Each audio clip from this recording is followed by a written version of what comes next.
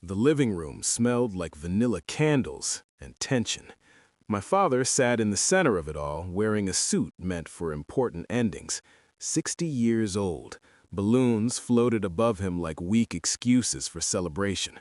My stepsister stood near the fireplace, arms crossed, watching me with careful interest. I was holding a photo album, thick, heavy, deliberate. Everyone thought it was a normal gift, something polite, something safe. My stepsister smiled when she saw it, already certain she knew what it meant.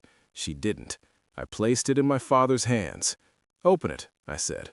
My voice was steady. My pulse was not. 3 weeks earlier, I returned to the house I grew up in, not to visit, to check something I couldn't explain. The hallway wall was empty. No photos, no memories. The living room was the same. So was the staircase. Nails still sat in the walls like small scars, but the frames were gone. My mother's portrait, taken before illness taught her how to fade, had vanished. So had every picture of me with her. Only photos of my stepsister remained. Her childhood, her graduations, her smiles. The house had been edited. That night I asked my father casually, "Did you move the photos?" He hesitated. "I thought you did." That was when I understood. She hadn't cleaned, she had erased. I didn't confront her, I observed. She spoke about fresh energy and starting over. She said the house finally felt like hers. I nodded like I agreed. Inside, I was counting. At home, I opened the boxes I kept under my bed, my mother's old albums, photos that still smelled faintly of her perfume, her handwriting on the backs, dates, jokes, proof.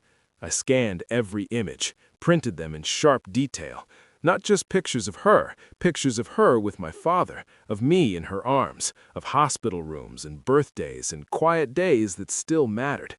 I made the album slowly, carefully, like building a weapon that never makes noise. When the birthday invitation arrived, I said yes immediately. I even thanked my stepsister for organizing it. She hugged me. I felt nothing.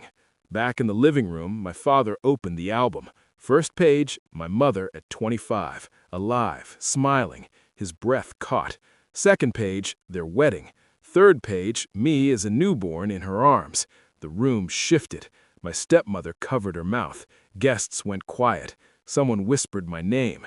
My father turned pages slowly, as if afraid the past might disappear again. He looked up at me. "Where did you find these?"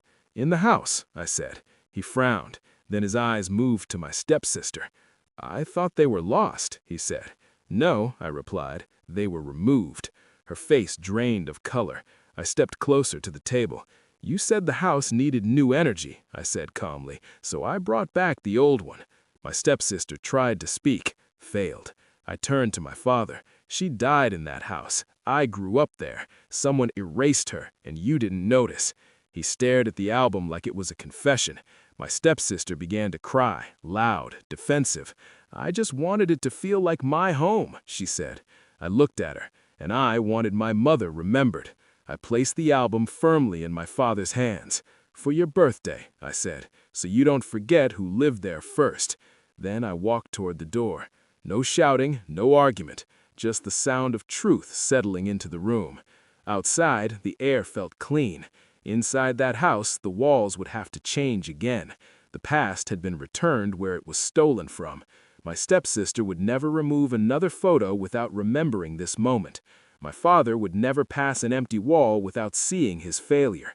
And me, I didn't need space on the wall anymore. I had placed my mother back into memory where she could not be removed again. Then I left, not angry, not crying, just finished.